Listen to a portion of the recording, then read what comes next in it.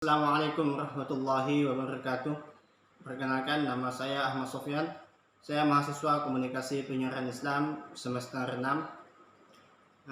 Kali ini saya akan membahas tentang teknik lobby, yang mana saya sudah mewawancarai wakil pengasuh Pondok Pesantren Salafiyah Ibrahimi yang biasa melakukan lobby-lobby, yaitu Ustadz Muhammad Sholihuddin.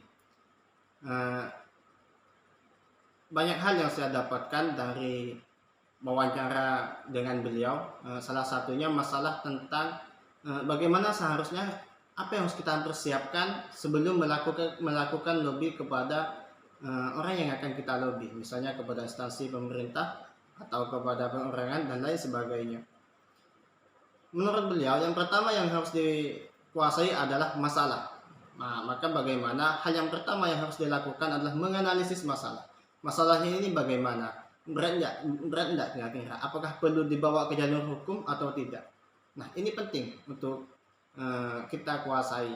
Nah, sebagai seorang pelobi, masalah wajib kita kuasai. Untuk apa? Untuk lebih memudahkan membuka jalan ketika nanti kita sudah berhadapan dengan orang-orang yang akan kita lobby. Yang kedua, itu adalah mengenali sasaran lobby. Semisal mulai dari hobinya atau kesukaan dia atau warna favorit dia, itu bagi beliau harus dikenali. Untuk apa? Untuk lebih mendekatkan emosional kita. Kan di dalam ilmu komunikasi, di dalam teori komunikasi itu, semakin sama latar belakang seseorang, itu akan semakin memudahkan kita untuk melakukan komunikasi. Maka hal ini penting menurut beliau untuk kita mengenali lawan bicara kita. Kalau yang dihadapi kepala desa misalnya, maka kita harus mengenali kepala desa ini sukanya apa. Itu.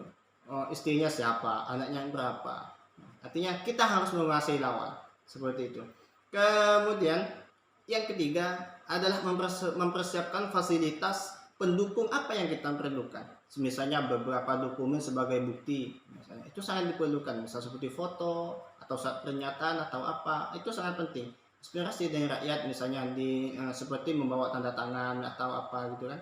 Nah, itu bagi beliau adalah merupakan suatu hal yang harus dilakukan, karena tanpa fasilitas penunjang kita hanya akan omong kosong di hadapan orang yang akan kita lobby. Harus membawa bukti, harus membawa fasilitas pendukung apa yang sekiranya nanti ketika ada di hadapan orang yang akan kita lobby, yang bisa menguatkan argumentasi kita. Yang keempat itu adalah mengatur waktu. Kapan kira-kira? Nah, dengan kita bisa mengenal poin nomor 2 tadi, dengan kita bisa mengenali sosok yang akan kita lobby, maka kita akan bisa mengatur waktu dengan baik. Oh, kapan kira-kira dia akan bad mood? Oh, kapan kira-kira dia tidak bad mood? Oh, ternyata besok dia kayaknya akan senang karena akan ini, maka di sana kita harus bisa menyusup ke dalam, sehingga akan lebih memudahkan untuk mendapatkan hatinya. Kemudian untuk melakukan lobby, tidak semuanya harus dilakukan di kantor. Menurut beliau, coba ajak orang yang akan kita lobby untuk bertemu di tempat yang lain, misal di warung kopi, atau mungkin kita bisa datangi rumahnya di saat dia lagi istirahat misalnya kan, atau di saat hari-hari tidak di jam kantor, boleh kita datangi, ya kita bicara dari hati ke hati. Maka hal seperti ini menurut beliau insya Allah akan lebih mudah untuk merespon apa yang kita inginkan sebenarnya. Nah, mungkin itu yang dapat saya sampaikan dari hasil saya wawancara dan analisis, yang mana saya menyimpulkan bahwa intinya kita adalah menguasai medan. Kalau kita sudah menguasai medan, maka kita akan mudah untuk menentukan strategis ke depan.